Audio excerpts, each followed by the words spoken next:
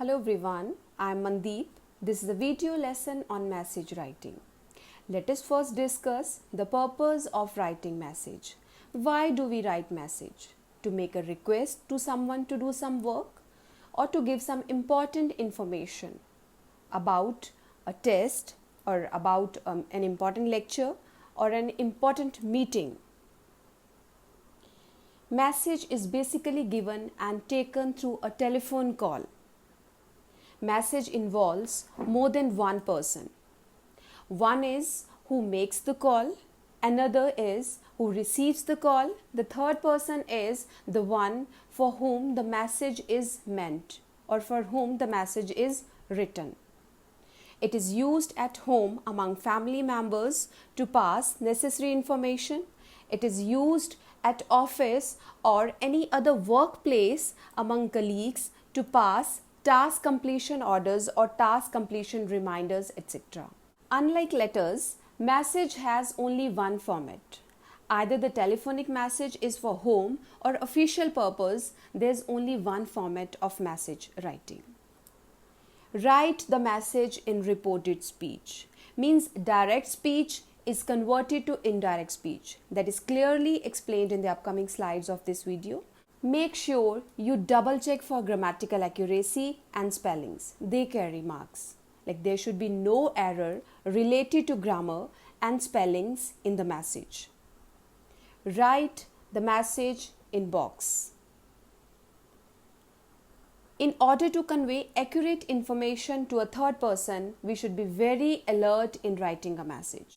Whatever information is taken by the receiver through the telephonic call, it should be transferred with correct details.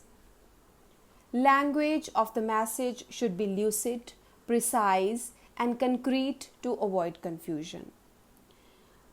Some important points to remember while drafting message are whom, who, what, who.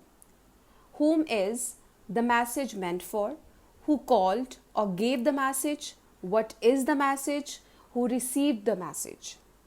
Let us now begin with the actual process of drafting a message. Draw a box. Firstly, draw lines on three sides. After writing the content of message inside it, draw the fourth line and complete the box. Then comes the heading. Message writing begins by writing the word message on the top. It is written in the middle of the line. It is done in order to catch the attention of the person for whom the message is drafted. Mention date, then time. Time can be written both on the left side and the right side. However, it is preferable to mention it on the right side in order to use the space wisely. Then comes salutation, like mom, dad, Mr. Sharma, Mr. Singh. If cousins are there or friends are there, Rohit, Rahul, Sia, etc. Then comes the body. It is the main content of the message wherein you provide all the information that needs to be conveyed to the person you are unable to contact directly. Receiver's name. Once you are done with the body of the message, mention the name of the person who writes the message or who receives the telephone call as per the conversation given in the question. Then format is of 2 marks, content again of 2 marks, so both are equally important. Here you see the layout of the message. Take a click of this as it will help you in future. Let us now summarize the main points of message writing. Message is always written in a box. No address of sender or receiver is required. Do not forget to write date and time. Salutation should be brief and appropriate, like dear Sam, dear sister. In case you know that person, then we write dear. In case that person is not known to you, then mention Mr. Ram, Mr. Shah, Mr. Singh, Mr. Malhotra. Only the most important details should be written. Indirect or reported speech should be used. The word limit for a message is 50 words. Means only the words in the body of the message are counted. In body of the message, who called, why he called, follow up if required. Means if some more information is there, add on that also if that is important. Here is a sample telephonic conversation and message. Go ahead, pause the video and read the whole conversation. I hope it is read by you.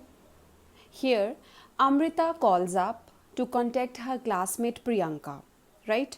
As Priyanka is not at home, her sister Shweta takes the call of Amrita. Amrita leaves her message with Shweta. Shweta too has to go out of the house, so she drafts a message on a piece of paper and leaves it for her sister Priyanka. Here you see that Amrita is the caller, Shweta is the receiver, and Priyanka is that person to whom the message is to be conveyed.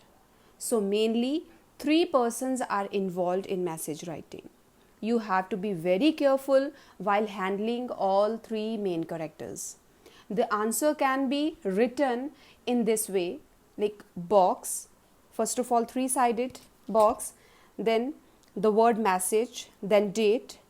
I would recommend you to write date in British English pattern, that is like 24 June 2020. Then time can either be written towards the right side of the date or at the left side in the next line just after date. Then salutation. Then comes the body of the message. Here you see the name of the caller and his or her relation with the third person is mentioned. The message has to be written in reported speech, so you is to be used in place of he or she. Then information regarding returning her notes as she has to prepare for her test is conveyed, right? Then comes the name of the receiver of the telephonic call, or we can say the name of the person by whom the message is written for the third person, that is written at the last. Leave 1 line space after date, salutation and receiver's name. Don't forget to close the box. That's all for today. Thank you.